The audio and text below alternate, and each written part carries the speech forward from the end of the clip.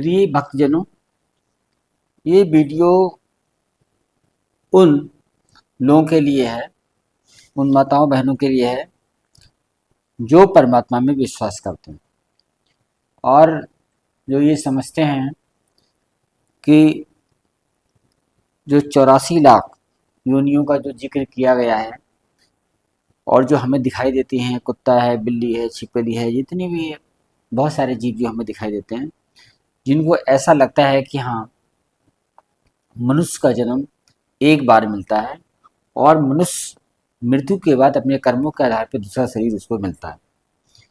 तो जैसे कर्म होते हैं वैसे ही योनि में वो जाता है। तो ये वीडियो उन भक्तजनों के लिए है जो परमात्मा में विश्वास करते हैं और जो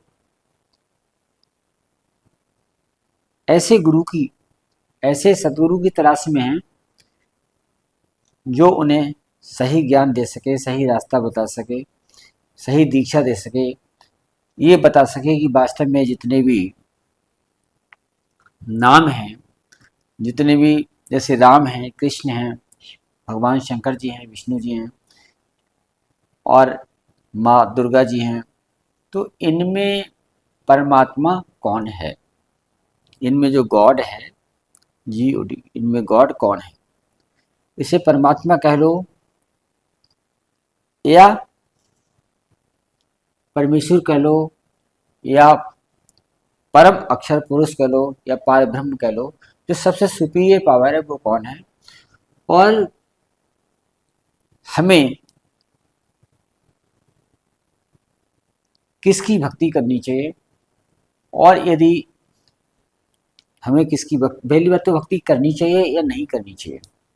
संतों में बहुत ही मतभेद है। कुछ लोग कहते हैं कि भक्ति करने की कोई ज़रूरत नहीं है, हमारे कर्म ही पूजा है। तो आज इस वीडियो में मैं इस बात को स्पष्ट करूँगा प्रमाणों के साथ कि भक्ति की आवश्यकता होती है या नहीं होती है, यदि भक्ति है, करनी भी है तो किसकी करनी है और क्यों करनी है, और यदि हम परमात्मा को छोड़कर किसी अन्य देव या देवी देवताओं की भक्ति करते हैं तो उसका क्या परिणाम होते हैं।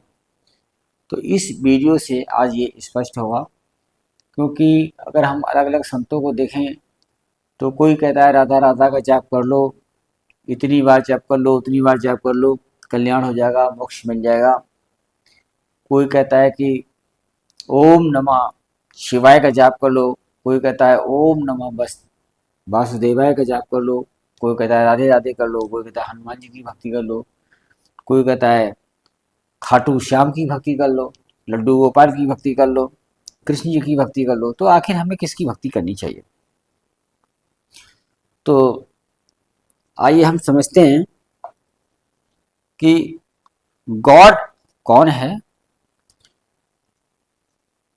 हमें भक्ति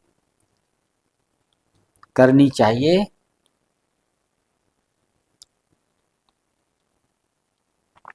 या नहीं। सबसे पहले हम इस प्रश्न का उत्तर लेते हैं कि हमें भक्ति करने की आवश्यकता है या नहीं आवश्यकता है। तो इस बात को समझने के लिए हमें ये समझना होगा,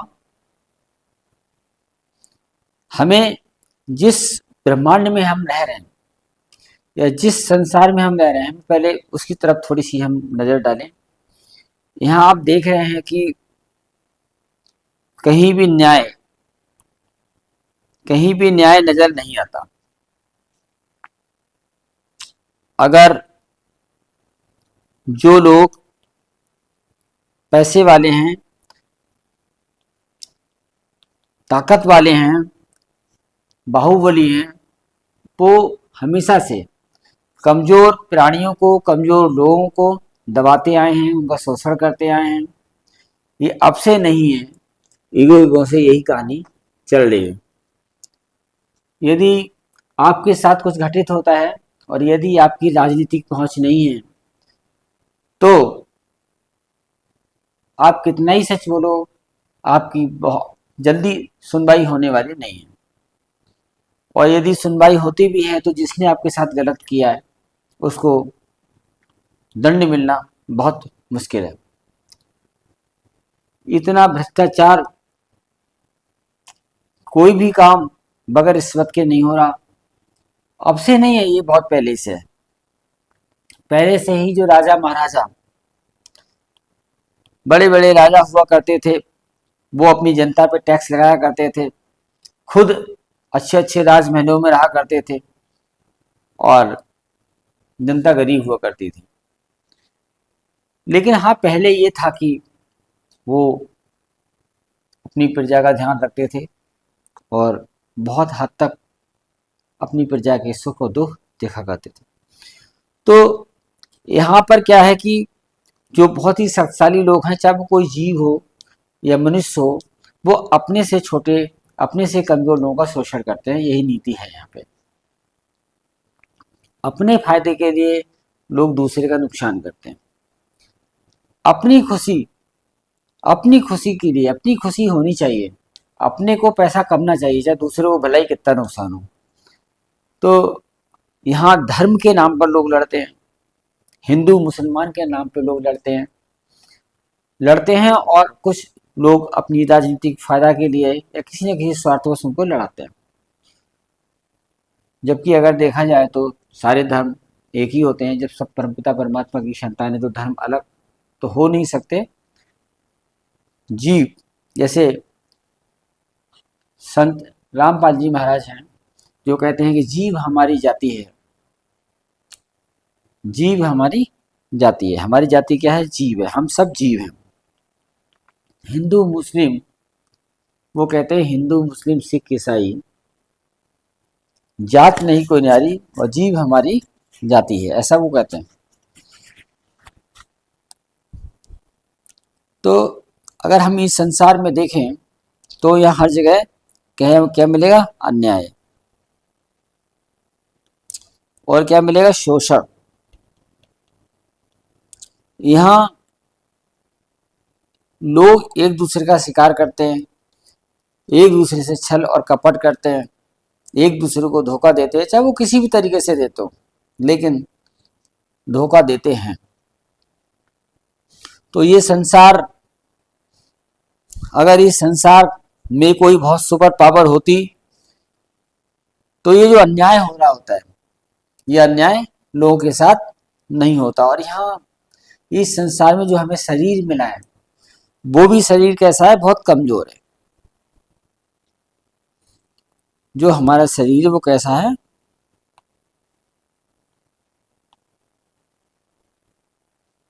वो बहुत ही कमजोर है। इस पर हमारे वायरस आक्रमण करते हैं, बैक्टीरिया आक्रमण करते हैं, हमें नाना प्रकार की बीमारियां होती हैं, हमारी एक्सीडेंट में डेथ हो सकती है, कुछ भी हो सकती है।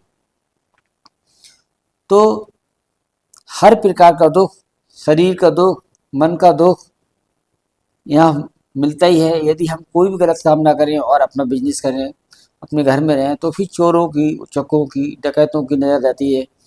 आपको आराम से रहने नहीं दिया जाएगा। कुछ ना कुछ लोग ऐसे जरूर होंगे जो आपको परेशान करेंगे, तंग करेंगे। तो कोई कहे कि हम इस संसार में सुखी रह सकते हैं, संसार बहुत अच्छा है, नहीं है। ये आपको ऐसे पता चलेगी कि यदि हमारी भारत सरकार ये घोषणा कर दे कि वे 5 दिन तक किसी का कुछ होने वाला नहीं है, चाहे कोई लूट करे, चोरी करे, डकैती करे, बलात्कार करे, जो चाहे वो करे, हम 5 दिन की छूट देते हैं। तो आपको ये पता चलेगा कि हम जिन लोगों के बीच में रहते हैं वो लोग कितने खराब हैं, वो लोग कैसे हैं। उनका जो असली मुखौटा है ना, वो जो मुखौटा ओढ़े हुए हैं, जो अलग अलग पर्सनैलिटी, वो हट जाएगी। तो पता चलेगा इन 5 दिनों में इतनी लूटपाट होंगी, इतने रेप बलात्कार होंगे, बहुत ही सिचुएशन खराब हो जाएगी और आपके घर का शायद ही कोई सामान बचे। तो जिस संसार में हम रह रहे हैं, उस संसार के का जो असली रूप है वो आपके सामने आएगा। और आप विचार करें कि कुत्ते पे विचार करें। कुत्ता देखा होगा सबने, बेचारा सड़कों पे घूम रहा है, गायें सड़कों पे घूम रही हैं, बहुत सारे जीव ऐसे ही घूम रहे हैं जंगल में, गाँव की गलियों में, जंगलों में। तो उनका पेट सबका है, पेट सबका है, भूख सबको लगती है। जैसे एक कुत्ते का एग्जाम्पल ले लें, बाहर सड़क पे घूम रहा है, उसे नहीं मालूम है कि वो नाश्ता क्या करेगा। कितनी भी बारिश हो, कितनी भी बिजली कड़के, वो बेचारा घर के बाहर ही घूमता है। कभी कभार घर के अंदर आ जाता है तो लोग रहने दे देते हैं, लेकिन ज्यादातर लोग क्या करते हैं, उसको मार कर भगा देते हैं। तो उसके ना नाश्ते का इंतजाम है, न दोपहर लंच का इंतजाम है, न शाम को डिनर का इंतजाम है, जबकि भूख उसे भी लगती है। तो इन जीवों के कष्टों को वही समझ सकता है जिसे भूख लगी हो और खाना ना मिले। ऐसे ही जंगल में जितने भी जीव हैं, तो जो बड़ा जीव है वो छोटे जीव का शिकार कर रहा है, उसे नहीं पता है, उसकी कोई सुरक्षा नहीं है, एकदम खुले में है। तो ये जो संसार है, यदि जिस दुनिया में हम रह रहे हैं, जिस संसार में हम रह रहे हैं, अगर यहाँ का भगवान कौन है, ब्रह्म है, उनका नाम है ब्रह्म, और उसको हम क्या कहते हैं, ज्योति निरंजन। तो जो यहाँ का इस लोक का भगवान है उसे हम ज्योति निरंजन कहते हैं, या हम काल पुरुष भी कहते हैं, उनका नाम काल पुरुष भी है। तो अगर ये दयावान होते, अगर ये हमारे पिता के समान होते, दुख नाशक और पाप नाशक होते, तो इस संसार में जो जीव कष्टों से तरह तरह कर रहे हैं, परेशान हैं, ज्यादातर जीव बहुत परेशान हैं, और तो क्या वो, यदि ये पिता के समान होते तो क्या ये कुत्ता बनाते? कोई बाप, कोई पिता अपने पुत्रों को क्या कोई कुत्ते का जन्म देता है? सांप बिच्छू का जन्म देगा जिसकी कोई खाने की व्यवस्था ना हो, जो कष्ट पे कष्ट भोग रहा हो नाना प्रकार की योनियों में, ऐसी योनियों में कोई भेजेगा? तो इससे स्पष्ट होता है कि जिस संसार में हम रह रहे हैं उसका जो मालिक है वो ब्रह्म है, निरंजन है, ज्योति निरंजन है, काल पुरुष है। सो काल पुरुष कहते हैं कबीर साहब के शास्त्रों के अनुसार। तो अब वही सवाल है कि हमें भक्ति करनी चाहिए या नहीं करनी चाहिए। यदि हम भक्ति नहीं करते हैं परमात्मा की, परमात्मा कौन है? परमात्मा वो हैं जिन्होंने इन काल पुरुष को, ज्योति निरंजन को, ब्रह्म को बनाया है। इन ब्रह्म या ज्योति निरंजन से ऊपर एक सत्ता है जिसको हम परब्रह्म कहते हैं, और परब्रह्म से ऊपर सत्ता है जिसे हम सत्पुरुष कहते हैं, जिसे हम परम अक्षर पुरुष कहते हैं, जिसे हम अविनाशी कहते हैं, जो वास्तव में अविनाशी है, जो वास्तव में पापनाशक है, जिसके हम, जो हमारी चेतना का अंश है, ये उन्हीं का अंश है, जिसे हम आत्मा कहते हैं। वो वहीं से उत्पत्ति हुई है सारे जीवों की। तो वो परमात्मा, परम आत्मा या परमात्मा, वही गॉड है जिसने इन ब्रह्म, माँ दुर्गा, इन सब शक्तियों की रचना की है। तो वो कौन है? परमपिता परमात्मा। तो यदि हम परमपिता परमात्मा की भक्ति नहीं करते हैं तो क्या होगा? हम इसी ब्रह्मांड में रहेंगे, इसी संसार में रहेंगे, इसी लोक में रहेंगे, और जो इस लोक के प्रभु ब्रह्म का जो विधान है कि जैसी कर्म वैसी काया, जैसी कर्म वैसी काया, ये विधान है। तो इसी में फंसे रहेंगे, और मनुष्य का जन्म इस बार तो मिल गया है, लेकिन ऐसा माना जाता है, शास्त्रों में ऐसा लिखा है कि 84 लाख योनियां होती हैं जिनमें हर प्राणी को गुजरना होता है। कबीर साहब का कहना है कि कीड़ी कुंजर और अवतारा, अरहट डोर बंधे कई बारा। कीड़ी माने जो छोटे छोटे जीव होते हैं, कीड़े, इनसे लेके कीड़ी कुंजर माने हाथी जैसे जीव, और अवतार जो राम जैसे अवतार, जो जो जिनको संसार भगवान मानता है, ईश्वर मानता है, कृष्ण जैसे, ये अवतार कहते हैं इनको। बहुत सारे अवतार हो चुके हैं। अवतार का मतलब होता है जब कोई दिव्य शक्ति या परमात्मा कोई अंश जो है वो ऊपर से नीचे आता है तो उसे अवतार कहते हैं। तो कीड़ी कुंजर और अवतारा, अरहट डोर बंधे कई बारह। कबीर साहब कहते हैं कि जन्म मरण रूपी जो अरहट रूपी कुआं है, इसकी डोर में ये सब बंधे हुए हैं, यानी ये भी जन्म और मरण रूपी जो अरहट का कुआं है उसमें ये गति करते हैं, यानी इन्हें भी बार बार जन्म लेना पड़ता है, बार बार मरना पड़ता है। सो ये जन्म मरण का रोग जो है, जितने भी जीव हैं इस संसार में सब अपना समय पूरा करने के बाद मर जाते हैं, फिर उनको कर्मों के अनुसार नया शरीर मिलता है। इस प्रकार 84 लाख योनियों में भ्रमण करना पड़ता है। तो बहुत से लोगों को तो ये भरोसा ही नहीं है, कहते किसने देखा है। अब सामने कुत्ता घूम रहा है, देखिए उसमें भी दिमाग है, उसे भी भूख लगती है, वो भी समझता है, उसकी भी आंखें हैं, वो सब कुछ देखता है, बस केवल मुंह नहीं है, बोल नहीं सकता। गाय भैंस ये जितने भी जानवर हैं, ये सबको सर्दी गर्मी लगती है, सबको प्यास, सबको भूख लगती है, सब बच्चे देते हैं, सब मैथुन करते हैं, केवल शरीर का अंतर है। तो ये योनियां हैं, उनमें भी वही चीज होती है। उनकी आंखों में देखो, एक चूहे की आंख में देखो तो वही जीव है उनके अंदर जो हमारे शरीर के अंदर है, बस शरीर का अंतर है। और ये शरीर ना उन जीवों का हमेशा रहेगा, उनकी भी मौत होगी, और जैसे मौत उनकी होती है वैसी हमें इंसानों की होती है। तो ये शरीर और ये चोले बदलते रहते हैं, लेकिन लोग सामने दिखाई दे रहे हैं, मानते नहीं हैं।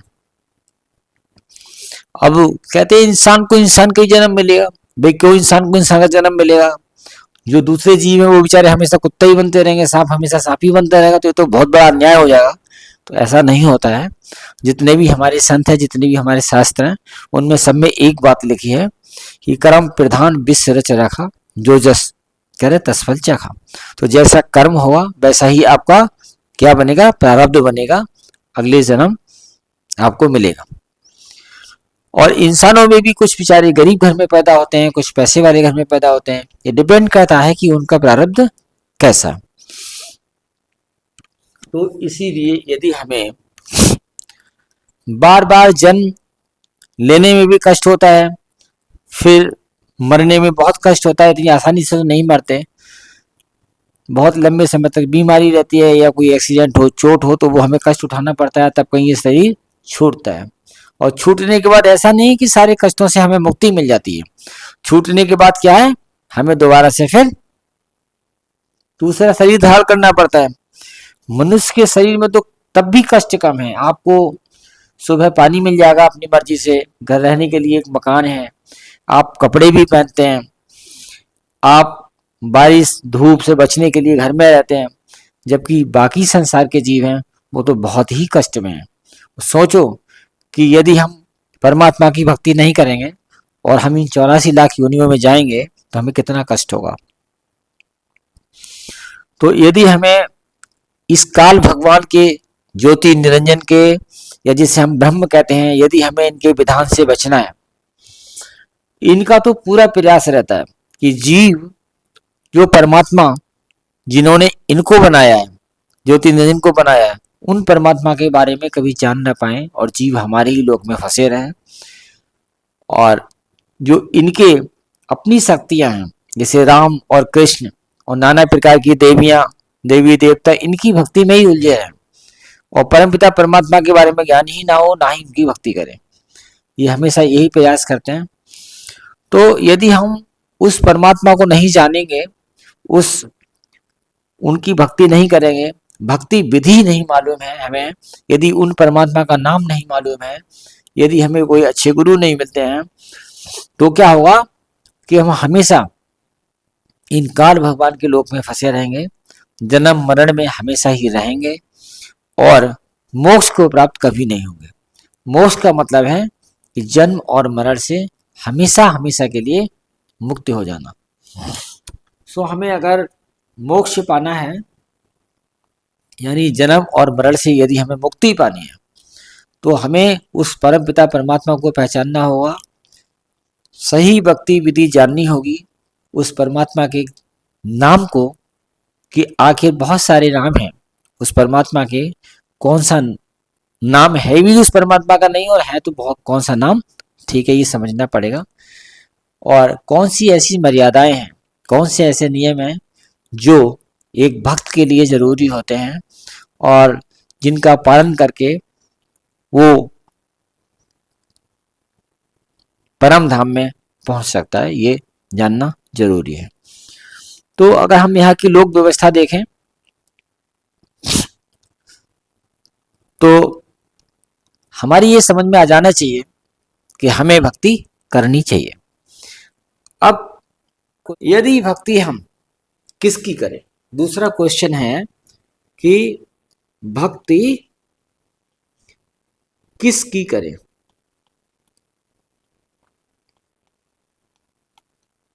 नंबर 1, किसकी ना करें, किसकी ना करें।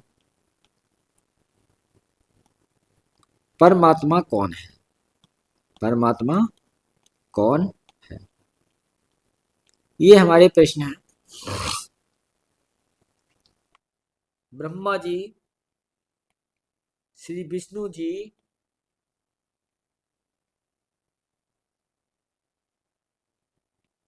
श्री राम जी, श्री कृष्ण जी,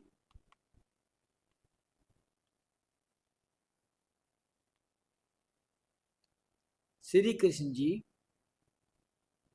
माँ दुर्गा,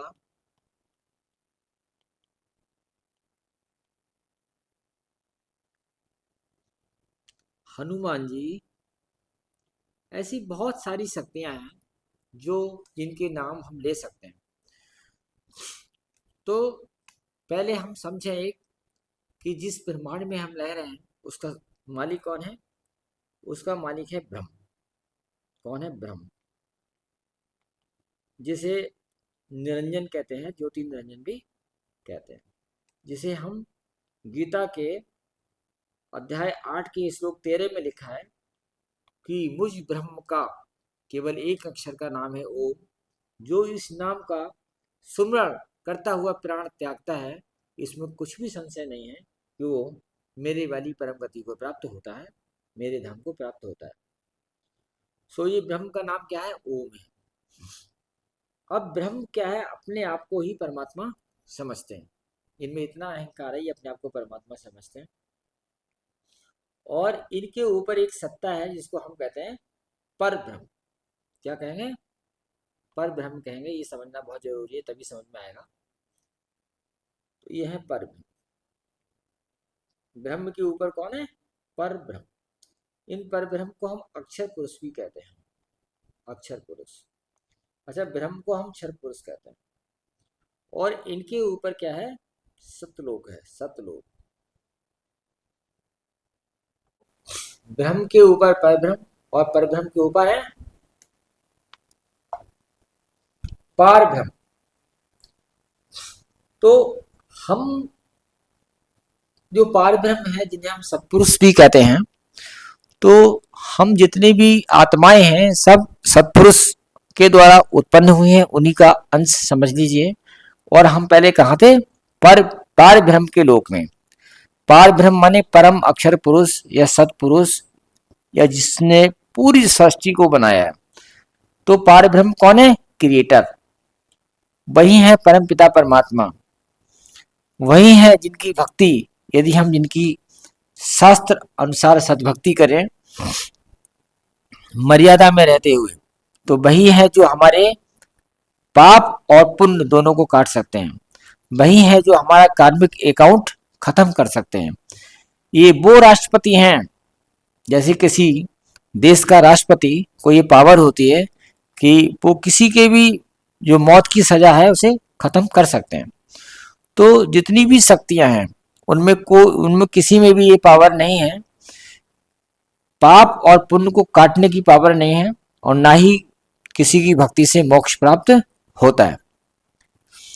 तो ये शक्ति केवल परमात्मा के पास है। जैसे राष्ट्रपति को किसी भी आदमी की जो मौत की सजा है, मृत्यु का दंड है, वो माफ करने का अधिकार होता है, वैसी उस परमपिता परमात्मा की पावर है कि वो उसके भाग्य को बदल सकता है। किसी भी जीव के पाप पुण्य को नष्ट कर देता है, और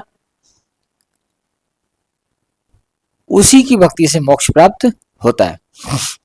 तो हमारे ब्रह्म का क्या विधान है? ब्रह्म का विधान ये है कि जो जैसा कर्म करेगा उसको वैसा शरीर मिलेगा। अच्छा, तो हम ये बता रहे थे कि एक पार ब्रह्म है, सबसे सुपर पावर है पार ब्रह्म। उन्हीं का नाम है, आदि नाम है सत्य कबीर। उन्हीं के अंश बनारस में 600 वर्ष पूर्व प्रकट हुए थे, जिनका नाम कबीर हुआ था कलयुग में, ऐसा शास्त्र में प्रमाण है। और कबीर साहब ने अपनी वाणी में कई जगह ये स्पष्ट किया है कि मैं ही हूं वो सत्पुरुष। लेकिन कबीर साहब को ऐसा माना जाता है, जो कबीर पंथ के लोग हैं, कि वो सत्पुरुष ही थे और अपने जीवों का कल्याण करने के लिए वो पृथ्वी पर आए थे। तो जो ये हमारे ब्रह्म हैं, ये किससे हुए हैं? क्रिएटर। इनके क्रिएटर कौन है? इनके क्रिएटर है परम पिता परमात्मा, परम अक्षर पुरुष श्री सत्पुरुष जी के द्वारा ये ब्रह्म या ज्योति निरंजन उत्पन्न हुए। और उन्हीं के द्वारा माया या अष्टांगी, जिसे हम प्रकृति देवी कहते हैं, मां दुर्गा कहते हैं, वो उत्पन्न हुई। तो ब्रह्म और माया, इन दोनों से 3 पुत्र उत्पन्न हुए।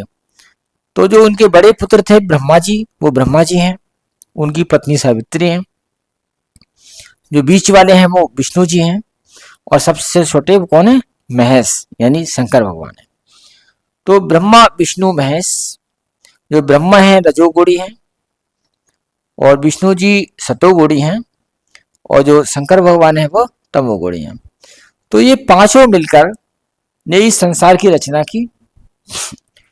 अब हम जो जीव हैं वो कहां से आए? कुछ लोग शरीर को जीव मानते हैं, लेकिन शरीर जीव नहीं है, शरीर अलग है और जीव आत्मा अलग है। यानी शरीर के अंदर जीव आत्मा रहती है। तो जो हमारी जीव आत्मा है, जो हम हैं, हम कहाँ के अंश हैं? हम परमात्मा के अंश हैं। तो वहां से हम एक काल निरंजन के लोक में कैसे आए, ये एक अलग कहानी है। हम कैसे फंसे यहाँ आके। सृष्टि की उत्पत्ति जब हम वीडियो बनाएंगे तो उसमें हम वर्णन करेंगे कि हम परम पिता परमात्मा यानी परम अक्षर पुरुष यानी सतपुरुष जी के परम धाम से हम इन ब्रह्म निरंजन के लोक में कैसे आ गए। एक अलग बड़ी कहानी है ये, तो इसका हम अलग वीडियो बनाएंगे। फिलहाल में हम सारे जीव जितने भी इस संसार में आपको दिखाई दे रहे हैं किसी भी रूप में, ये पहले सतलोक में थे, परम पिता परमात्मा के पास थे। हम लोगों से कुछ भूल हुई जो हम इनके साथ ब्रह्म निरंजन के लोक में आ गए। तो शास्त्रों में ऐसा लिखा है कि इन ब्रह्म निरंजन के 21 ब्रह्मांड हैं और 5 ब्रह्मांड की महाब्रह्मांड हैं 4। तो ये इस तरीके से 20 ब्रह्मांड हुए और 21वें ब्रह्मांड में ये रहते हैं। तो जो 21वां ब्रह्मांड है, तो 10वां द्वार और 11वां द्वार, जो 10वां द्वार है और 11वें द्वार के बीच में 21वां ब्रह्मांड है। और 11वें द्वार और 12वें द्वार के बीच में किसका है? लोग परब्रह्म के लोग हैं। परब्रह्म माने अक्षर पुरुष के लोग हैं। 7 संख्य ब्रह्मांड माने जाते हैं। और 12वें द्वार के बीच कौन है? परम पिता परमात्मा यानी पार ब्रह्म परमेश्वर श्री सतपुरुष यानी सतलोक स्टार्ट होता है। तो इस प्रकार से ये संक्षिप्त में सृष्टि रचना आपको बताते हैं इसमें। तो सबसे पहले कौन है? ब्रह्म, नीचे ब्रह्म, उनके ऊपर कौन है? परब्रह्म, और उसके ऊपर कौन है? पार ब्रह्म।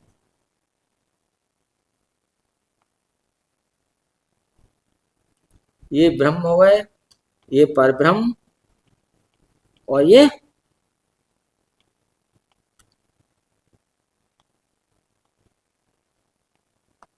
है पार ब्रह्म। इतना हम समझ लें, क्योंकि इतना समझेंगे तभी आगे समझ में आएगा। सो अगर हमें ब्रह्म के लोक से उस परम पिता परमात्मा के लोक में जाना है, यानी कि पार ब्रह्म के लोक में जाना है, परम धाम में जाना है, जहां गया हुआ जीव कभी वापस नहीं आता, तो हमें परमात्मा की भक्ति करनी होगी। हमें परमात्मा का सही नाम जानना होगा, सही गुरु की तलाश करनी होगी, जिससे को हमें सही दीक्षा मिले, सही भक्ति विधि मिले।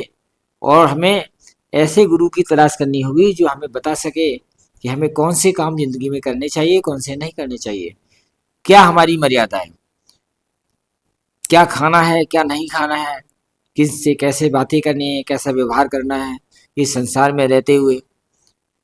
तो हमें ऐसे गुरु की तलाश करनी है। तो ये क्वेश्चन था कि भक्ति किसकी करें। भक्ति हम परमात्मा की करें, किसकी भक्ति ना करें। ब्रह्मा जी, विष्णु जी या शंकर जी या श्री कृष्ण जी या माँ दुर्गा या हनुमान, यदि हम इनकी भक्ति ना करें, यदि हमें मोक्ष चाहिए तो। मोक्ष का मतलब है इस ब्रह्म और ज्योति निरंजन या काल भगवान के लोक को छोड़कर परमपिता परमात्मा के लोक में जाना, और जन्म मरण का जो बीमारी है वो हमेशा हमेशा के लिए खत्म करना। ये होता है किसका मतलब, मोक्ष का मतलब हमेशा के लिए।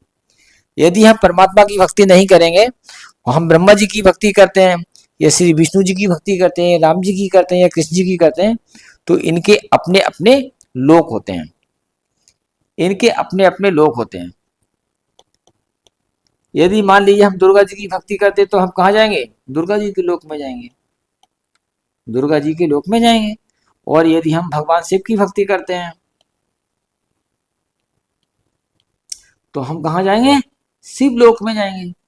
और यदि हम कृष्ण भगवान की भक्ति करते हैं तो हम कहाँ जाएंगे, गोलोक में जाएंगे। हम श्री विष्णु जी की भक्ति करते हैं विष्णु जी के नाम से, तो हम कहाँ जाएंगे, वैकुंठ में जाएंगे। अब हम गीता में देखते हैं गीता में क्या लिखा है। गीता के जो अध्याय 8 श्लोक 16 में लिखा है कि ब्रह्म लोक पर्यंत जितने भी लोक हैं सब आवागमन वाले हैं। यानी यदि हम ब्रह्म की भक्ति करते हैं, यदि हम ब्रह्म की भक्ति करते हैं तो हम कहाँ जाएंगे, ब्रह्म लोक में। ये ब्रह्म लोक सबसे अधिक ऊंचाई पर है, सबसे अच्छा लोक है। हम अगर ओम की भक्ति करते हैं, ब्रह्म की भक्ति करते हैं, ज्योतिर्नंदिनी की भक्ति करते हैं, तो हम सबसे अच्छे लोग ब्रह्म लोक में जाएंगे। तो गीता के अध्याय 8 श्लोक 16 में लिखा है कि ब्रह्म लोक पर्यंत जितने भी लोक है सब आवागमन वाले हैं। यदि हम इनमें से किसी भी लोक में जाएंगे, ब्रह्म लोक तक में जाएंगे, तो भी हमें जब हमारी भक्ति क्षीण हो जाएगी, पुण्य कर्म क्षीण हो जाएंगे, तो हमें कहाँ आना पड़ेगा, फिर से इस मृत्यु लोक में आना पड़ेगा, इस मृत्यु लोक में आना पड़ेगा। और फिर से हमें जन्म मरण के जो चक्र है, इसमें हमें जो लक्ष्य 84 का चक्र है, इसमें हमें प्रवेश करना पड़ेगा। तो हमें, यदि हम परमात्मा को छोड़कर इनकी भक्ति करते हैं तो हमें कुछ समय के लिए जन्म और मरण से मुक्ति मिलेगी। जब हमारी भक्ति क्षीण हो जाएगी तो हमें पुराना मृत्यु लोक पे आना पड़ेगा। तो इससे ये बात स्पष्ट हो गई कि हमें भक्ति करनी है या नहीं करनी है। तो भक्ति करनी चाहिए। कुछ लोगों का कहना होता है कि भाई हम तो कोई गलत काम करते ही नहीं है, हम तो ऐसे जीवन बिता रहे हैं, तो हमें भक्ति करने की क्या जरूरत है। तो भक्ति करने की यदि आप जरूरत इसलिए है, एक बात को समझें कि अगर आप जेल में हैं, किसी भी वजह से जेल में हैं, और यदि आप वहां उठते हैं, सुबह अपना काम करते हैं, सुबह से शाम हो जाती है, दिन बीतते जाते हैं, लेकिन आप जेल में ही रहेंगे। जेल से बाहर तब निकलेंगे जब कोई जज आपको ऑर्डर करेगा बाहर निकलने के लिए, तो आप जेल से बाहर निकल पाएंगे। तो ऐसे ही हम काल भगवान की जेल में हैं। हम अच्छे कर्म करेंगे तो उनका अच्छा फल पाने के लिए हमें फिर से एक जन्म लेना पड़ेगा, और यदि हम बुरे कर्म करेंगे तो बुरे कर्म का बुरा फल भोगने के लिए हमें फिर से जन्म लेना पड़ेगा। तो काल भगवान ने क्या बनाया है, काल भगवान ने ये पाप और पुण्य की क्या बनाई है, जंजीर बनाई है। किसकी जंजीर है, पाप और पुण्य की जंजीर बनाई है। और झूठा ज्ञान फैला रखा है कि जिससे कि हमारे जीव पाप और पुण्य में फंसे रहें, और हम उनको नाना प्रकार की योनियों में भेजते रहें, और ये बताते रहें देखो तुमने ऐसे कर्म किए हैं इसलिए तुमको कुत्ते का जन्म दे रहे हैं, कुत्ते का जन्म लेना पड़ेगा। तो पाप और पुण्य दो जंजीरें हैं जो जीव को जन्म और मृत्यु के चक्र में फंसाए रखते हैं। और ऐसा भ्रम, ऐसा ज्ञान है इस संसार में जो परमात्मा की तरफ न ले जाके दूसरी शक्तियों की तरफ ले जाता है जीव को, जिससे कुछ लोग जिनकी भक्ति नहीं करनी चाहिए उनकी भक्ति करते हैं। कबीर साहब कहते हैं कि तीन तीन देव की भक्ति में भूल पड़ो संसार, और कहें कबीर निज नाम बिन कैसे उतरे पार। कबीर साहब कहते हैं कि मृत्यु निश्चित है, जब आपका समय पूरा होगा तो मृत्यु निश्चित है। कुछ लोग क्या करते हैं कि कभी ये सोचते ही नहीं है कि हमें मरना है। पता नहीं क्यों नहीं सोच पाते हैं, सोचते हैं बस कमाए रहो कमाए रहो कमाए रहो, और इस चक्कर में वो नाना प्रकार के उनसे पाप हो जाते हैं। तो कबीर साहब का कहना है कि आया है सो जाएगा राजा रंग फकीर, कुछ सिंहासन चढ़ चले कुछ बंधे जाए जंजीर। जिसका भी जन्म हुआ है, चाहे वो गरीब आदमी हो चाहे छोटा हो, कोई भी जीव हो, वो जाएगा जरूर। हर इंसान जाएगा, हर जीव की मौत होती है। तो जिस इंसान ने अच्छे कर्म किए होते हैं उनको कौन लेने आता है? उनके परमात्मा के दूत लेने आते हैं। परम अक्षर पुरुष पार ब्रह्म परमेश्वर के दूत लेने आते हैं। कहाँ और कहाँ ले जाते हैं? वो परम धाम में ले जाते हैं, सिंहासन पर बैठा के। जिसने अच्छे कर्म नहीं किए हैं, दूसरों के साथ छल और फरेब किया है, दूसरों की पत्नियों को दूसरी की बेटियों के साथ में अच्छी नजर से नहीं देखा, उनके साथ कुकर्म किया है, दूसरों की धन और संपत्ति को लूटने की कोशिश की है, लूटी है, दूसरे जीवों को कष्ट पहुंचाया है, छल कपट के साथ, रिश्वतखोरी भ्रष्टाचार के साथ जिंदगी बिताई है, तो मांस मछली शराब पिया और गरीबों से पैसा चूसा और अपना ऐशो आराम किया, हर प्रकार की बेईमानी करी और पैसा जोड़ा, तो ऐसे जीवों को क्या होता है? कहां से जाएंगे वो बंधे जाए जंजीर। संत गरीबदास जी कहते हैं कि आया है सो जाएगा राजा रंग फकीर, कुछ सिंहासन चढ़ चले कुछ बंधे जाए जंजीर।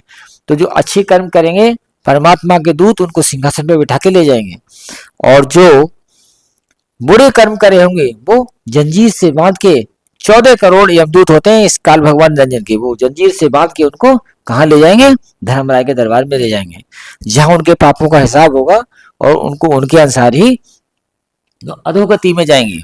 अधोगति का मतलब है मनुष्य से नीचे की जो योनियां होती हैं उनको हम अधोगति कहते हैं। सो हमें किसकी भक्ति करनी है? परमात्मा की भक्ति करनी है। और परमात्मा की भक्ति को छोड़कर जो अन्य देवी देवताओं की भक्ति करते हैं वो घोर नरक में जाते हैं, ऐसा शास्त्रों में प्रमाण है।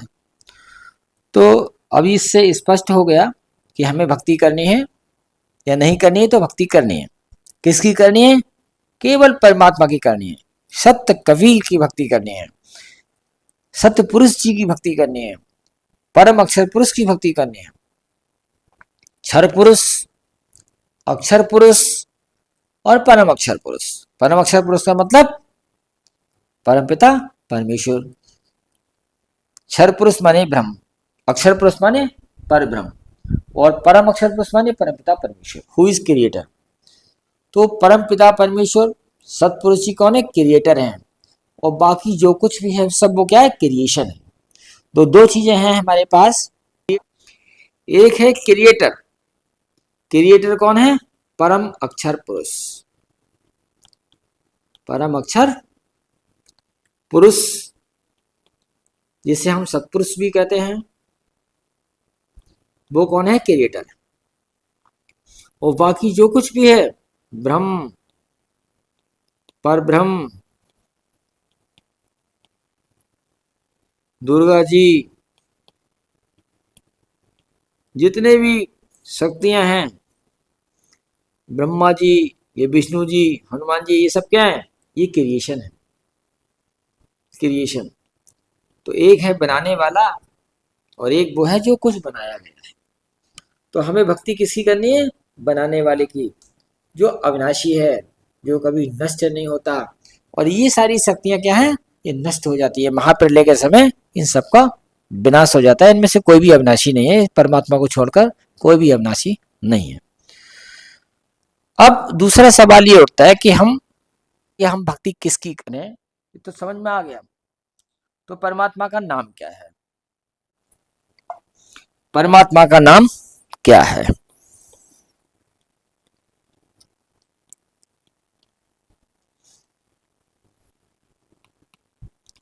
ये हमें जानना पड़ेगा। बहुत से नाम फेमस हैं, जैसे कहते हैं कृष्ण कृष्ण जपो, कहते हैं हरे कृष्ण हरे राम जपो, हरे कृष्ण हरे राम जपो। कुछ कहते हैं हनुमान जी का जाप करो, कुछ कहते हैं देवी जी का, माँ दुर्गा जी का जाप करो, कुछ कहते हैं ओम सोहम सत्य कबीर, इसी को ओम तत्सत भी कहते हैं। कुछ लोग कहते हैं कि जो सर के ऊपर है वह ध्यान लगाओ, सर के ऊपर ध्यान लगाना है, क्योंकि ये किसका क्षेत्र है? ये आत्मा का क्षेत्र है, ये आत्मा का क्षेत्र है। और फिर हमारी जो सूरत है वो बाहर निकलेगी, फिर हमें आत्मा, सूरत हमारी आत्मा को देखेगी और आत्मा परमात्मा को पहचानेगी। यानी पहले अपने निज स्वरूप का ध्यान, निज स्वरूप को पहचानो, और फिर जो हमारे निज स्वरूप का मतलब हमारी आत्मा, फिर वो परमात्मा को पहचानेगी। तो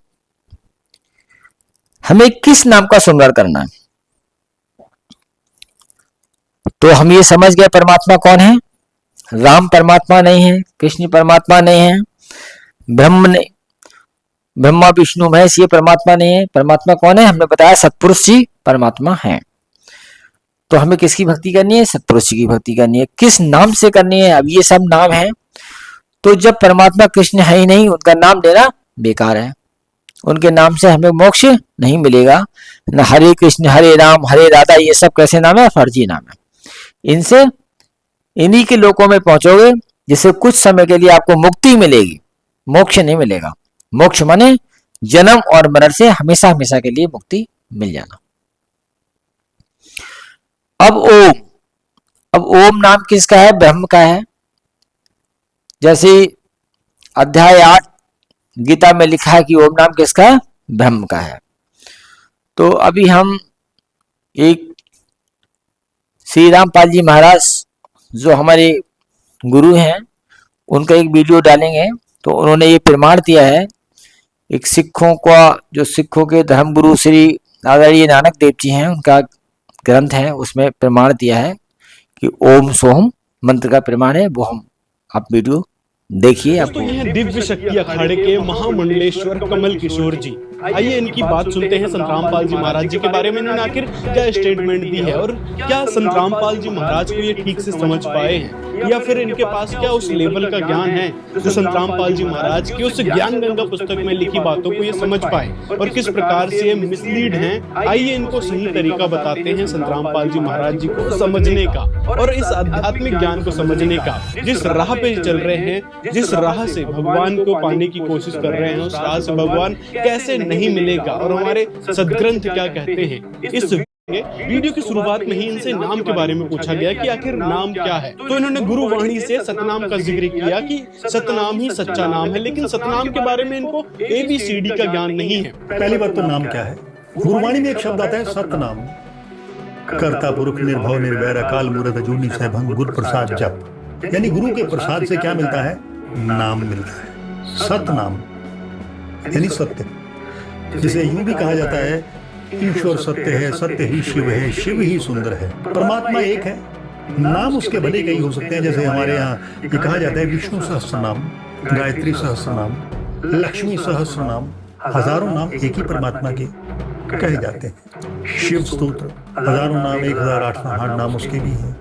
नाम कोई भी हो, सतनाम मतलब ये कहते हैं भाई एक सच्चा नाम होना चाहिए।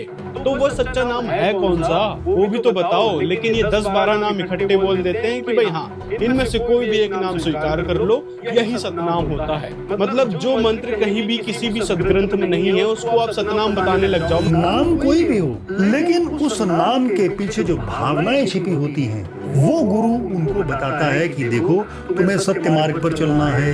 मतलब मनमुखी और मनमानी साधना करने के बारे में पवित्र गीता जी भी मना करती है, लेकिन बाबा जी को इस चीज का भी ज्ञान नहीं है। गीता अध्याय 16 के श्लोक 23 में लिखा है कि जो मनमानी साधना करता है, जो शास्त्र विधि को त्याग कर मनमाना आचरण करता है, उसकी ना तो गति होती है और ना ही उसको सुख प्राप्त होता है। तो मतलब जो आप मनमानी साधना करने का दिशा निर्देश दे रहे हैं, जबकि ये सरासर गलत है। संत रामपाल जी महाराज कहते हैं कि हमने शास्त्र अनुकूल भक्ति करनी चाहिए, उस यथार्थ मंत्र का जाप करना चाहिए जिसको गुरुवाणी में सतनाम कहा है। फिर यहाँ देखो एक पुराण संगली हिंदी के पृष्ठ 84 पर राग भैरव महला पहला पौड़ी 32 महला पहला करते गुरु नानक देव जी की मुखारविंद से उच्चरित वाणी। साध संगत मिल ज्ञान प्रगासे, साध संगत मिल कमल विगासे। कमल ये कमल बन रहे अपने शरीर में। साध संगत मिल मन माना और नाम है ना ओम सोहम दा। नामों में नाम कहते ये एक मंत्र 2 अक्षर का ये सतनाम है। और इसको कहते हैं सगल भवन में एक को ज्योति सतगुरु पाया सहज सर्वोत। नानक किलबस काटे नहीं सहज मिले अमृत सिंचाई। नानक साहब जी कह रहे हैं कि नामों में नाम ये मंत्र है, यही सतनाम है।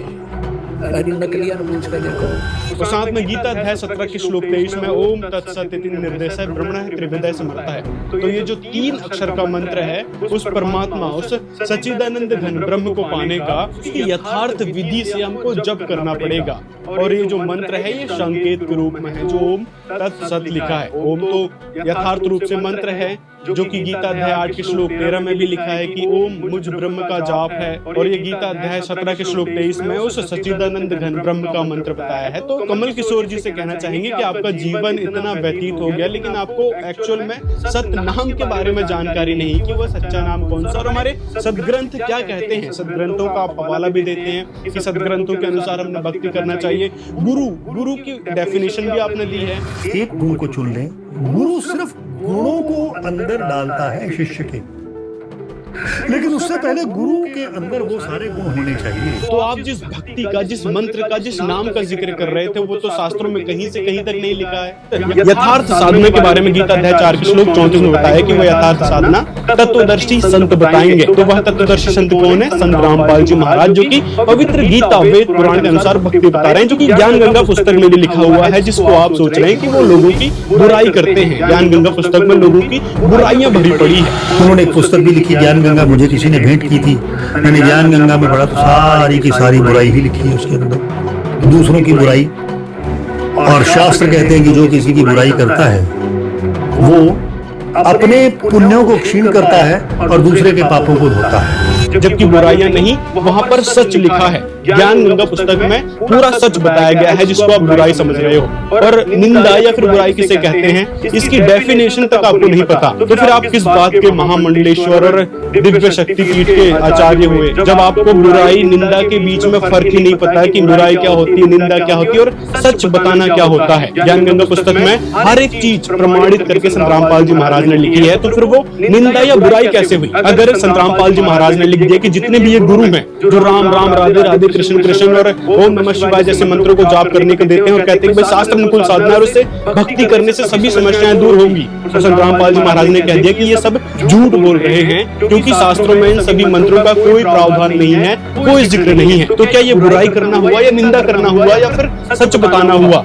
एक्चुअल में ये सारी बात संत रामपाल जी ने बताई है, प्रमाणित करके बताई है, यानी सच बताई है। और कहीं ना कहीं आप उन मंत्रों का जाप भी करते रहे होंगे, तो इस कारण आपको बुरा लग गया कि संत रामपाल जी महाराज तो देखो बुराई करते रहते हैं। अब नाम शिव नाम कल्याणकारी, राम नाम कल्याणकारी ये कहा जाता है। किसने कहा वो तो बताओ कि ये जो नाम है ये दोनों कल्याणकारी है, ऐसा किसने कहा? जब श्री रामचंद्र जी और कृष्ण जी को तक अपने प्रारब्ध के कर्म भोगने पड़े, तो उनसे कल्याण कैसे हो सकता है? उनके नाम जाप से कल्याण कैसे हो सकता है?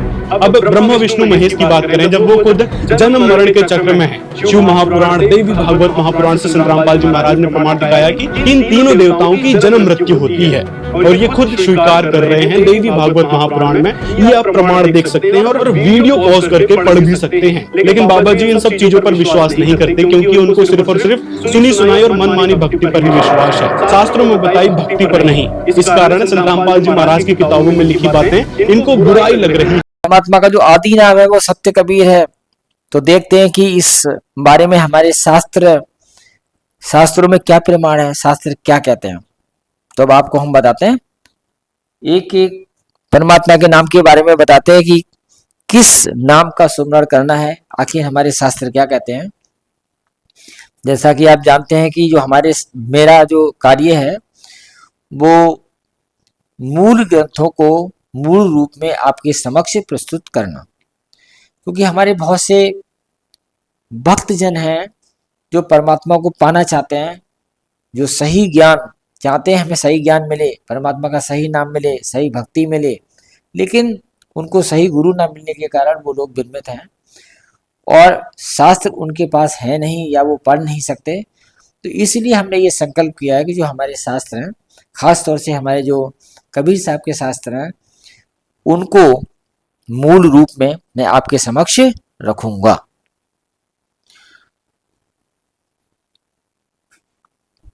तो देखिए क्या लिखा है, ये अध्याय 8 गीता का श्लोक नंबर 13 है। ओमि इत अक्षरम ब्रह्म व्याहर, ओम इत अक्षरम ब्रह्म व्याहर मम स्मरण या प्रियाति ते जैनदेहम या सा याति परमा गतम। अब हिंदी में दे रखा है, जो मनुष्य ओम, इस एक अक्षर वाले ब्रह्म, यानी ब्रह्म का इस एक अक्षर का नाम है, का उच्चारण करता हुआ, मेरा स्मरण करता हुआ, यानी गीता में भगवान कृष्ण कह रहे हैं, कृष्ण नहीं कह रहे हैं, बल्कि कृष्ण के शरीर में जो ज्योति निरंजन है उनसे कृष्ण योगमय हो गए थे। कृष्ण का योग किससे जुड़ गए थे? उन ज्योति निरंजन से जुड़ गए थे। जो आवेश रूप में जो कृष्ण कह रहे हैं, यानी काल भगवान कह रहे हैं, कृष्ण के मुंह से कहलवाया जा रहा है कि जो मेरा स्मरण करता हुआ शरीर को त्याग कर जाता है वो परम गति यानी मुझको ही प्राप्त होता है। तो ओम नाम किसका है? ब्रह्म का है। यदि हम ब्रह्म भगवान की भक्ति करेंगे, राम जी की भक्ति करेंगे, श्री ब्रह्मा जी, शंकर भगवान या जितनी भी देवी हैं, देवी देवता या हनुमान जी, इनकी भक्ति करेंगे तो हम इन्हीं के लोक में रहेंगे, इसी संसार में रहेंगे। हाँ, ये जरूर है कि अगला जन्म हमें अच्छा मिले, अगले जन्म में हम मंत्री हो जाएं, विधायक हो जाएं, मुख्यमंत्री हो जाएं, या राजाओं का अगर युग हुआ तो राजा बन सकते हैं, चक्रवर्ती राजा बन सकते हैं, इनकी भक्ति करके। संसार की अगर आप रहेंगे इसी संसार में, संसार की बहुत सारी वस्तुएं हमें प्राप्त हो सकती हैं, हर प्रकार के सुख प्राप्त होते हैं इनकी भक्ति से, लेकिन मोक्ष नहीं मिलेगा। इसलिए मोक्ष नहीं मिलेगा और इन्हीं के लोक लोकांतरों में हम रहेंगे। तो यदि आपको इनकी भक्ति करनी है तो इनकी भक्ति करो। संसार की चीजें चाहिए, मोक्ष नहीं चाहिए, तो आप इनकी भक्ति करो। और जिसे मोक्ष चाहिए, जिसे परमपिता परमात्मा का दरबार चाहिए, क्योंकि वहां आपको शरीर भी अलग मिलेगा, ज्योति स्वरूप शरीर होता है, 16 सूर्यों के बराबर तेज होता है आपके शरीर का, जो शरीर सतलोक में मिलता है, ऐसा अभी प्रमाण मिला है शास्त्रों में, किसी वीडियो में दिखाएंगे प्रमाण आपको। तो वहां ऐसा शरीर होगा जिसमें कोई बीमारी नहीं होगी, बुढ़ापा नहीं होगा, ऐसा शास्त्रों में प्रमाण है। सतलोक, जहाँ जिसे हम सुख का सागर बोलते हैं, वहां कोई दुख नहीं है और वहां सारे जीव अच्छे हैं, वहां कोई किसी का शोषण नहीं करता, कोई किसी को कष्ट नहीं पहुंचाता, कोई चोरी चकारी नहीं होती, कोई रिश्वतखोरी नहीं होती, ऐसे जीव वहां पहुंचते ही नहीं है। एक स्क्रीनिंग हो जाती है, जो जीव अच्छे होते हैं, जो परमात्मा के भक्त होते हैं, शुद्ध होते हैं, वही जीव वहां पहुंच पाते हैं। तो निश्चित सी बात है कि जो अच्छा लोक है वहां पे अच्छे जीव रहते हैं और वहां परमात्मा भी रहते हैं। तो अब हमें ओम के बारे में पता चला है। राजस्थान के कबीर कहे जाने वाले संत दादू दयाल, इनका जन्म कब हुआ था? इनका जन्म हुआ था सन 1544 में। और कबीर साहब का जन्म कब हुआ था? 1398 में हुआ। उनकी मृत्यु कब हुई थी? उनकी मृत्यु हुई थी 1518 में। और इनके बाद ये संत हुए थे संत दादू दयाल। इनका जन्म हुआ था अहमदाबाद में हुआ था, परंतु इनकी कर्मभूमि राजस्थानी रही। ये जाति से धुनिया थे और कबीर के पुत्र कमाल की शिष्य परंपरा में आते हैं। ये कहने का मतलब ये, अब हम दादू जी का परिचय इसलिए दिया क्योंकि ये भी बहुत अच्छे संत माने जाते हैं। अब इन्होंने क्या कहा है वो देखते हैं। ये जो पुस्तक है ये लिखा पूर्ण परमात्मा ने नमा। इसमें कबीर साहब का एक फोटो है जो कि आर्टिफिशियल है। ज्ञान गंगा पुस्तक का नाम है। यह है प्रचार प्रसार समिति, सतलोक आश्रम, हिसार टोना रोड, बरवाला, जिला हरियाणा, जरा हिसार हरियाणा से मुद्रित है। लेखक कौन है? जगत गुरु तत्वदर्शी संत श्री रामपाल जी महाराज ने ये पुस्तक लिखी है। अब इसके अनुसार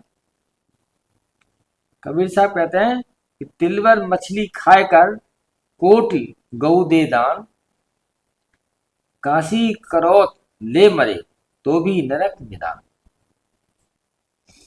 कबीर साहब ने कहा है कि अगर जो जरासी भी मछली खा के अगर 1 करोड़ गऊ का लोग दान देते हैं, काशी करौत ले मरे, और काशी में ही अपना पूरा जीवन व्यतीत करते तो भी नरक निदान, तो भी वो व्यक्ति नरक में जाता है। इसका मतलब ये है, कबीर साहब ने कहा कि मांस मछली नहीं खाना चाहिए। ये भी एक मर्यादा होती है भक्ति मार्ग की, कि हमें शराब, मांस, मछली का सेवन नहीं करना है, किसी को कष्ट नहीं पहुंचाना। तो इसमें एक संपूर्ण सृष्टि है की रचना इसमें थोड़ा सा दे रखा है कि जो पूर्ण ब्रह्म है, पूर्ण ब्रह्म सतपुरुष, जिसे हम सतपुरुष कहते हैं, वो सतलोक का स्वामी है। और सतलोक से ऊपर एक लोक है जिसको हम कहते हैं अलख लोक। वहां पे परमात्मा अलख पुरुष के लोक में अलग पुरुष के रूप में रहते हैं। और उसके ऊपर दूसरा लोक है जिसे हम कहते हैं अगम लोक। क्या कहते हैं? अगम लोक। वहां पे परमात्मा अगम पुरुष के रूप में रहता है। और उससे ऊपर एक लोक है, उसे कहते हैं अनामी लोक या अकह लोक। वहां जो परमात्मा है वो अनामी पुरुष या अकह पुरुष के रूप में रहते हैं। तो सबसे नीचे क्या है? ब्रह्म का लोक, उसके ऊपर परब्रह्म का लोक, उसके ऊपर पार ब्रह्म का लोक। यानी सबसे नीचे क्षर पुरुष या ब्रह्म या ज्योति निरंजन, उससे ऊपर परब्रह्म या अक्षर पुरुष, और उनके ऊपर कौन है? परम अक्षर पुरुष जो कि अविनाशी हैं, जो कि क्रिएटर है। तो ये 3 प्रकार के ये पाए गए हैं। अगर हम इस चित्र को देखें तो ये जो ज्योति निरंजन है, इसे कितने ब्रह्मांड है? ये 1 2 3 4, ये 5 ब्रह्मांडों के 4 महाब्रह्मांड है और 21वें लोक में ये रहते हैं। और इनके बाहर क्या है? ये परब्रह्म का स्थान है। देखिए ये परब्रह्म का स्थान है। और इसके बाहर परब्रह्म के बाद असंख्य ब्रह्मांड किसके? परमात्मा के, वो कुल के मालिक हैं। और ये कौन है? साहिब कबीर। इन्हीं को साहिब कबीर का है, सतपुरुष जी का है। तो कबीर साहब नाम किसका है? परमात्मा का। इस पुस्तक के अनुसार और भी बहुत सारे प्रमाण हैं। आत्माएं काल के जाल में कैसे फंसी? यानी हम कहाँ रहते थे पहले? सतलोक में, परमात्मा से उत्पन्न हुए, लेकिन हम इन ब्रह्म निरंजन के साथ इनके लोकों में चले आए और हम यहाँ के फंस गए हैं। लेकिन हमारा मूल घर क्या है? मूल घर है वो परम धाम सतलोक, वो हमारा मूल घर है। यहाँ तो हम फंसे हुए हैं। देखिए ये चित्र देखते हैं जरा थोड़ा। इसमें क्या है? ये हमारी पृथ्वी है। पृथ्वी के नीचे ये लोक हैं वितल, महातल, अतल, सूतल, रसातल, पाताल और तरातल। और पृथ्वी के ये देखिए ब्रह्मा का लोक है, ये सूर्य है, ये विष्णु जी का लोक है, ये शिव लोक है, ये इंद्र जी का लोक है, ये स्वर्ग नरक, और ये सब इसकी रचना दे रखी है। ये धर्मराय का लोक है। पृथ्वी लोक से हम कहाँ जाते हैं? सीधे यहाँ जाते हैं। यहीं से हमारा हिसाब किताब होता है और यहीं से हम पुनः इस पृथ्वी पे आते हैं। तो ये इसलिए बता रहे हैं जिससे ये पता चले कि आखिर इस जो सृष्टि है, जो बहुत सारे ब्रह्मांड हैं, इनमें सिस्टम क्या है, कौन कहाँ पर है, कौन किसका मालिक है, और हमारी क्या स्थिति है। भगवान विष्णु जी को इन जीवों के पालन पोषण, कर्मानुसार करने और मोह ममता उत्पन्न करके स्थिति बनाए रखने का विभाग दिया गया है। हमने बताया कि 5 लोग, ब्रह्मा, विष्णु और महेश, और माँ दुर्गा जी, प्रकृति देवी और ब्रह्म, इनसे ये सब बने हैं जो दिखाई देता है। तो हम ब्रह्म के शरीर में हैं एक तरीके से, जैसे कोई बीज होता है ना, उसके अंदर छोटे छोटे कीड़े होते हैं, तो वैसे ही हम इस ब्रह्म के शरीर में हैं। ऐसे ही भगवान शंकर महादेव को संहार करने का विभाग प्रदान किया गया है, क्योंकि इनके पिता निरंजन को 1 लाख मानव शरीर धारी जीव प्रतिदिन खाते हैं। इनको एक श्राप मिला हुआ है परमात्मा से कि प्रतिदिन आप 1 लाख जीव, मानव शरीर से उत्पन्न हुए जीव खाओगे और 1.25 लाख उत्पन्न करोगे। तो बहुत से लोग क्या करते हैं कि 1 लाख के पीछे पड़ जाते हैं कि संसार में तो बहुत सारे मरते हैं, 1 लाख से ज्यादा मरते होंगे, तो बाकी जीव को कौन खाता है। सो ये केवल समझाने के लिए लिखा है, कोई एकदम गिने नहीं है, ताकि आप लोग समझ पाए, भक्त लोग समझ पाए। 2 लाख भी हो सकते हैं, 4 लाख भी हो सकते हैं। अब देखिए, अगर ये वाला डायग्राम देखिए, इसमें ये पूर्ण ब्रह्म कौन है? कबीर साहब है। इन्हीं को हम सत्पुरुष कहते हैं, इसको हम अक्षर पुरुष कहते हैं, इसको हम पारब्रह्म कहते हैं। और ये क्या है? ये मूल जड़ है। इनसे क्या हुए? ये अक्षर पुरुष, जिसे हम परब्रह्म कहते हैं। और फिर परब्रह्म से क्या है? एक शाखा निकली जिसे हम क्षर पुरुष कहते हैं, ये ब्रह्म या निरंजन या ओम कहते हैं। तो कबीर साहब ने लिखा है कि अक्षर पुरुष एक पेड़ है, यानी ये देखिए पेड़ देखे ना, ये अक्षर पुरुष एक पेड़ है, इसकी जड़ कौन है? सतपुरुष जी। निरंजन बाकी डारा, ये निरंजन है। निरंजन माने ब्रह्म यानी क्षर पुरुष। तीनों देव शाखा में। अब इसकी शाखा कौन है? ब्रह्मा जी, विष्णु जी और शंकर जी। और पात रूप संसार, और ये हम लोग हैं, ये हमारी जगत के प्राणी हैं। तो इस प्रकार से ये समस्त सृष्टि की रचना है। संक्षिप्त में, डिटेल में किसी दूसरी वीडियो में बनाएंगे।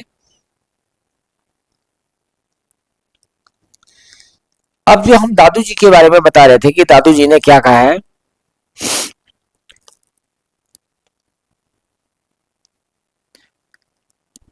दादू जी ने बताया है, जिन मोकू निज नाम दिया सोई सतुर हमार, दादू दूसरा कोई नहीं कबीर सृजनहार। तो कह रहे हैं कि जिसने हमें अपना नाम दिया वही हमारे सतगुरु है। कह रहे हैं दादू दूसरा कोई नहीं कबीर सृजनहार। तो वो परमात्मा कौन है? वो क्रिएटर कौन है जिसने सबको बनाया? वो कबीर है, उनका नाम कबीर है, और वही बनारस में प्रकट हुए थे। एक संत हैं गरीबदास जी महाराज। कहाँ के हैं ये? छुड़ानी के हैं, हरियाणा में। सन 1700 और 18वीं सदी में ये हुए थे। 1717 में इनका जन्म हुआ था छुड़ानी में। तो इनके अनुसार क्या है, गरीब दास महाराज कह रहे हैं, जाके अर्ध रूम पर सकल पसारा, ऐसा पूरा ब्रह्म हमारा, जिसके एक बाल पे छोटे से में पूरा सकल पसारा है। मतलब छोटे से बाल पे शंखों ब्रह्मांड है, ऐसा पूर्ण ब्रह्म हमारा। अनंत कोट ब्रह्मांड का एक रत्ती निभार, सतुर पुरुष कबीर है कुल के सृजनहार। वो भी कह रहे हैं कबीर साहब ही पूरा जो कुल दिखाई देता है, सारे ब्रह्मांड दिखाई देते हैं, सबके मालिक कौन है? कबीर साहब। तो कबीर नाम किसका है? परमात्मा का है। ऐसे बहुत सारे प्रमाण हैं। देखिए, एक आदरणीय नानक देव जी क्या कहते हैं, एक अर्ज गुफ्तम पेश तो दूर कून करतार, हक्का कबीर करीम तू बे परवरदिगार। ये भी कबीर साहब के लिए कह रहे हैं। आगे भी देखिए और प्रमाण देखिए कि परमात्मा का नाम कबीर है, और वही कबीर नाम से 1398 में कमल की फूल पर लहर तारा नामक तालाब में कमल की फूल पर प्रकट हुए थे बनारस में, अब से 600 वर्ष पूर्व। ये वही सत्पुरुष जी थे, क्योंकि कबीर साहब पढ़े लिखे नहीं थे। उनके बारे में है कि मसी कागज छुओ नहीं, कलम गही नहीं हाथ, कलम नहीं पकड़ा, कागज छुआ नहीं, अब एक अनपढ़ आदमी में इतना ज्ञान नहीं हो सकता कि वो ऐसी ऐसी वाणियां बोल दे। उनकी वाणियों से ये स्पष्ट होता है कि उनमें वो परमात्मा के अंश थे या परमात्मा ही थे, या उनपे परमात्मा द्वारा दिया हुआ ज्ञान था, कोई साधारण व्यक्ति तो नहीं थे। और उनकी बहुत सारी उस समय के जो अकबर लोधी बादशाह थे दिल्ली के, और लोगों ने उनके साथ में बहुत ही उनकी परीक्षा ली कई प्रकार से, लेकिन उन्होंने अपने आप को साबित किया कि वो दिव्य पुरुष हैं, परमात्मा है, अल्लाह है, ये उन्होंने साबित किया।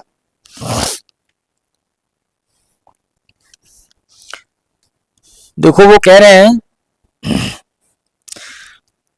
एक ग्रंथ है कबीर सागर, उसमें लिखा है, कबीर साहब ने अपने शिष्य धर्मदास जी से कहा है, धर्मदास ये जग बोराना, कोई न जाने पद निर्वाणा। तो साहब कबीर कह रहे हैं अपने शिष्य धर्मदास से कि ये जग बोरा गया है, कोई निर्वाण पद नहीं जानता कि कैसे हमें किसका भजन करना है। यही कारण मैं कथा पसारा, जग से कहियो राम न्यारा। इसीलिए मैंने तुम्हें ज्ञान दिया है, तुम ये आगे का ज्ञान जगत के लोगों से कहना, उनको बताना। यही ज्ञान जग जीव सुनाओ, जगत के जीवों को ये ज्ञान सुनाना, और सब जीवों का भ्रम नसाओ।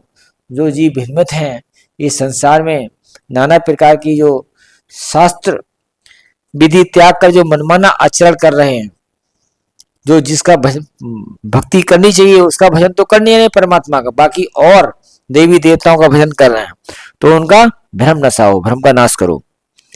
भ्रम गए जग वेद पुराना, आदि राम का भेद न जाना।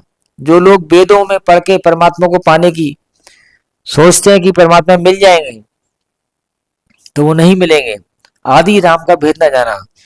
तो कुछ लोग कहते हैं कबीर साहब के तो वो राम राम कहते थे हर चीज में, तो उनके राम तो जो राजा दशरथ के बेटे हैं वही उनके राम थे। तो जो कबीर साहब के राम थे वो आदि राम थे। आदि राम, आदि राम का मतलब है, यदि बीजक में एक ग्रंथ है जिसमें शब्द नंबर 18, उन्होंने बहुत ही स्पष्ट कर दिया कि वो आदि राम कौन है। आदि राम का मतलब पार ब्रह्म परमेश्वर। राम राम सब जगत बखाने, आदि राम का कोई बिरला जाने। उनका तो राम राम तो सब जगत बखान रहा है, कह रहा है, लेकिन जो जिस राम से मेरा मतलब है उस राम को तो कोई बिरला ही जानता है। तो ये उन्होंने कहा, ज्ञानी सुने तो हृदय लगाई, मूर्ख सुने तो गम न पाई। अगर इस बात को ज्ञानी सुनेगा तो हृदय में धारण करेगा, मूर्ख सुनेगा तो गम न पाई, वो उसे ध्यान नहीं देगा, समझ में नहीं आएगी। अब मैं तुमसे कहूं चितलाई, तिर देवन की उत्पत्ति भाई। अब मैं तुमसे कुछ संक्षेप में कह रहा हूं कि तीन देवों की उत्पत्ति कैसे हुई। कुछ संक्षेप कहूं गोहराई, सब संशय तुमरे मिट जाई। माँ अष्टांगी पिता निरंजन, वेदम दारुण बंसन अंजन। उनकी जो त्रिदेव है उनकी माँ कौन है? अष्टांगी है, दुर्गा देवी है। पिता कौन है? निरंजन है। पहले की निरंजन लाई, उस परमात्मा ने सतपुरुष ने पहले निरंजन को बनाया, पीछे से माया उपजाई और पीछे से माया प्रकृति देवी यानी दुर्गा बनाई। माया रूप देख अति शोभा, देव निरंजन तन मन लोभा। माया को देखकर जो देव निरंजन थे उनका मन में लालच आ गया। काम देव धर्मराय सताए, उनके मन में काम वासना उत्पन्न हो गई। देवी को तुरते ही धर खाए और दुर्गा देवी को खा लिया। यानी पेट में चलेंगे देवी अपनी रक्षा करने के लिए। पेट से देवी करी पुकारा, हे साहिब मेरा करो उबारा। तेरी सुनी तब हम तहाँ आए। कबीर साहब कह रहे हैं तेरी सुनी तब हम आए। तो उनकी आवाज सुन के आए, अष्टांगी को बंद छुड़ाए। तो अष्टांगी को जो ब्रह्म है देव निरंजन है उनके पेट से निकाला। सतलोक में कीना दुराचारी, यानी ये घटना कहाँ हुई? सतलोक में हुई। काल निरंजन दिया निकारी। तो उस सतपुरुष जी ने इस माँ दुर्गा देवी को और काल निरंजन की जो 21 ब्रह्मांड जो उनको दे रखे थे उनके समेत निकाल दिया। माया समेत दिया भगाई, 16 शंख कोस दूरी पर आई।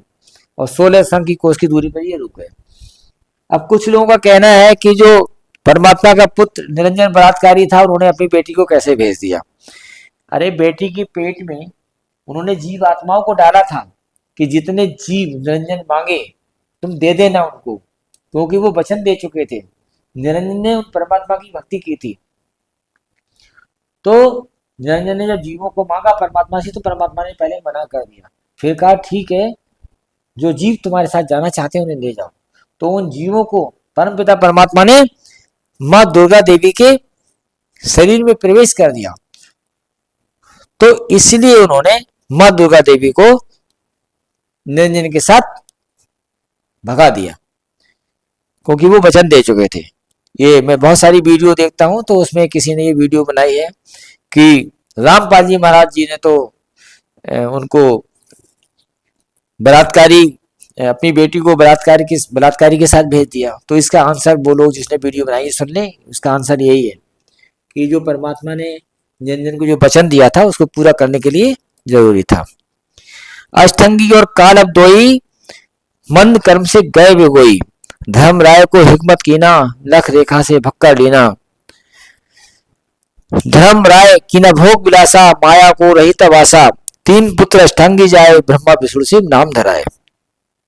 अब देखिए आगे लिखा है, तीन देव विस्तार चलाए, इनमें ये जग धोखा खाए। ये संसार के लोग, ये जो तीन देव हैं, ब्रह्मा जी, विष्णु जी, शंकर जी और राम कृष्ण, इनमें ये जग क्या है, धोखा खा रहा है। यानी इनकी पूजा करने से मोक्ष नहीं मिलेगा। पुरुष गम कैसे कोई पावे, उस परम पिता परमात्मा यानी परम पुरुष अविनाशी पिता को, उसका गम कैसे कोई पावे।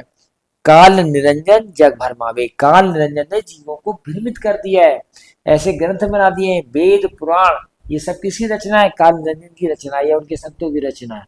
इसमें परमात्मा का ज्ञान नहीं है। ऐसे ऐसे गुरु अपने गुरु बना दिए हैं काल निरंजन ने कि वो जीवों को भरमाते हैं। तो इसलिए उस पुरुष गम कैसे कोई पावे, तो उस परम पुरुष को का गम उसको लोग नहीं जान पाते, उसको नहीं चीनते हैं, उसकी भक्ति नहीं करते हैं। तीन लोग अपने सुध दीना, यानी निरंजन ने अपने ब्रह्मा विष्णु महेश को तीन लोक दे दिए। कौन से दे दिए, पृथ्वी लोक, पाताल लोक और स्वर्गलोक। शून्य निरंजन वासा कीना, और खुद ही महाशून्य में जाके बस गए निरंजन। अलख निरंजन शून्य ठिकाना, ब्रह्मा विष्णु से भेद न जाना। अलख निरंजन यानी काल भगवान ब्रह्म ओम कहाँ रहते हैं ये पता ब्रह्मा विष्णु महेश को भी नहीं है, उन्हें भी भेद पता नहीं है। तीन देव सो उनको ध्यावे, निरंजन का वे पार ना पाए। ये तीनों देव किसका ध्यान करते हैं, उस निरंजन का ध्यान करते हैं, और तब भी पार नहीं पाते। अलख निरंजन बड़ा पटपारा, अलख निरंजन ज्योति निरंजन बहुत ही चालाक है। तीन लोक जीव करत आहारा, तीनों लोकों के जीवों का आहार करते हैं वो। यानी मनुष्य के शरीर से जो एस्ट्रल बॉडी सूक्ष्म शरीर निकलता है वो उनका आहार करते हैं। और ये गीता में भी वर्णन है। ब्रह्मा विष्णु जो अध्याय 11 है गीता में, उसमें जब श्री कृष्ण के शरीर में जो काल भगवान थे उन्होंने अपना ब्रह्म रूप दिखाया, तो अर्जुन ने क्या देखा कि लोग उनके मुंह में प्रवेश कर रहे हैं। उनकी बहुत सारे मुंह हैं, बहुत सारे पेट हैं, आदि अंत मत नजर नहीं आ रहा है, और उनकी जो बड़े बड़े दांत है उसमें खोपड़ियां चिपकी हुई हैं।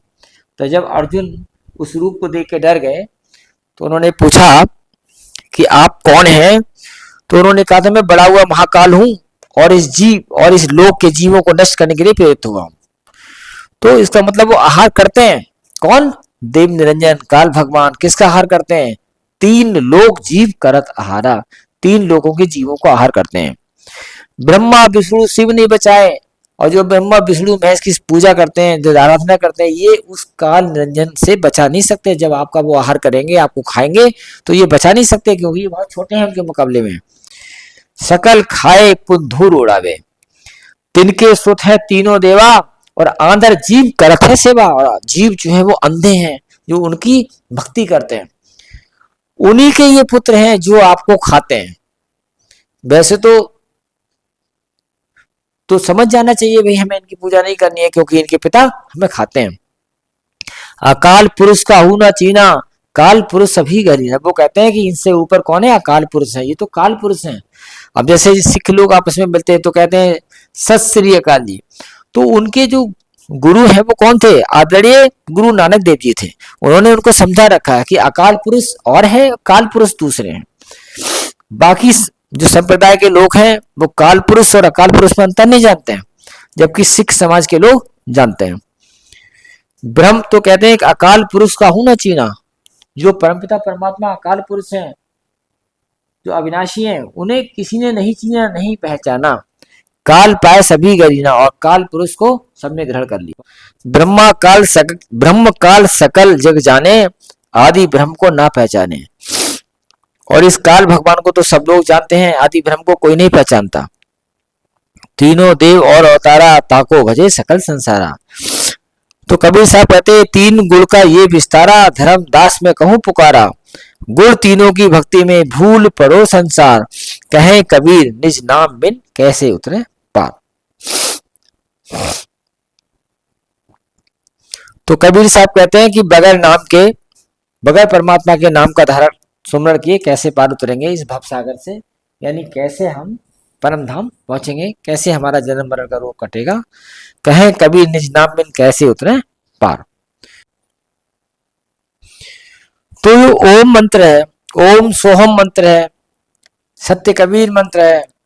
तो बाकी नाम तो सब खारिज हो चुके। अब वीडियो बहुत लंबा हुआ है, तो अगले वीडियो में हम बताएंगे कि हमें जो परमात्मा है उसका हमें कौन सा नाम स्मरण करना है और हमारे शास्त्र क्या कहते हैं। क्योंकि वीडियो बहुत लंबा हो गया है, इसलिए हम यहाँ पे आज इसको खत्म करते हैं।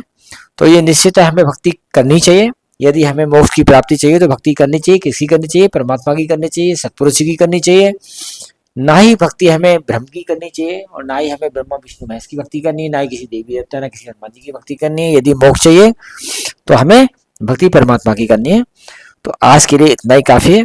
यदि आपको ये सत्संग अच्छा लगा हो तो इस चैनल को सब्सक्राइब कर दीजिए और वीडियो को लाइक कर दीजिए, जिससे कि अगर हम कोई अगला वीडियो अपलोड करें तो आप लोगों को तुरंत पता चले और उसका लाभ मिले। इसी के साथ बहुत बहुत धन्यवाद।